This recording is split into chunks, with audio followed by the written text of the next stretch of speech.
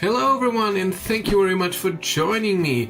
Today, a little bit of warning. Okay.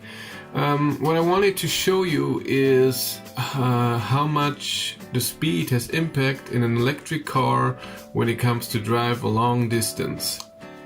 Because the consumption, of course, goes up with the speed, and when you have higher consumption, it's possible you have to charge, which with a very high speed you even have to charge twice.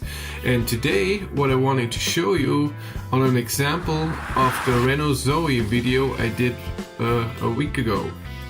I tested out the consumption, real-time consumption at this moment at a certain speed from 60 to 140 kilometers per hour, and I want to show you with the consumption that I've seen how long it takes to cover a certain distance when you have to charge, how much time will be added to that, and so what's the perfect speed or the best speed to cover a certain distance. And before, I want to say this is not scientific, this is not amazingly accurate, it was just at that instant where I had this consumption, and I'm not counting in downhill, uphill, accelerating to that speed, wind, wet road, rain, if you have to pass a car or a truck or anything. When it comes to charging, I don't count the charging loss, and I'm assuming that the charging is always the same speed. So let's just start. Here's my little chart, and like I said, I'm basing this on the Renault Zoe with the 41 kilowatt hour battery. The Renault Zoe only you have the 1 kilowatt is always reserved, so normally you have 40 kilowatt hours available. And what we're doing is when we're driving, we're not going down under 10%, so we only have 36 kilowatt hours available, and we're covering a distance of 400 kilometers. We're assuming we're starting with 100% charge. Like I said, we're going down to 10%.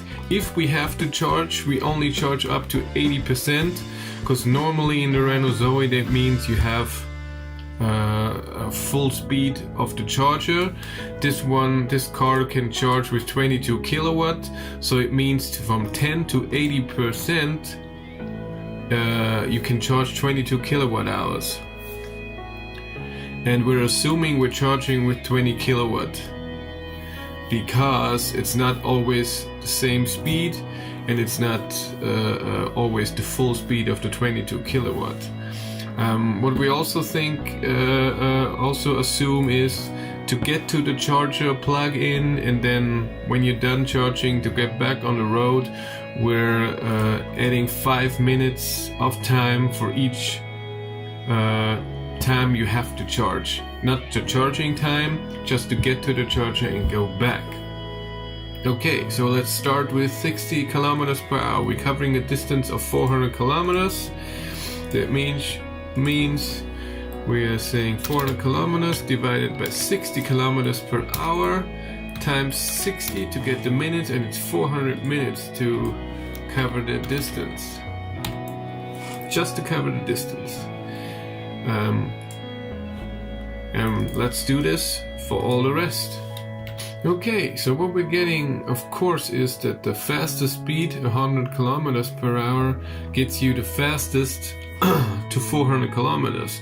But let's look at the consumption and see how much you're consuming in that distance.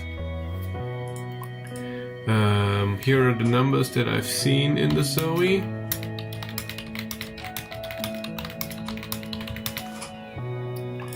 So 3 kilowatt per 100 kilometers for 60 kilometers per hour, and so on. So of course 140 takes way more power. And again, this is just the real time. You're not getting 3 kilowatt per 100 kilometers when you drive 60 kilometers per hour. It's just not possible. But just math wise, let's assume that. Okay, let's see how much consumption we have for the distance of 400 kilometers. So of course you can see here that the consumption is amazingly high with 140 kilometers per hour. We need 144 kilowatt hours to get 400 kilometers. Okay, so like I said, we're assuming in the beginning we have 36 kilowatt hours available, and then later we have 22 kilowatt. So the first, when we're going with 60 kilometers per hour, we don't have to charge, so 0. Next one, 0, we don't have to charge. Next one, we have to charge once. So with 4 kilowatt that we have to charge, we need 12 minutes.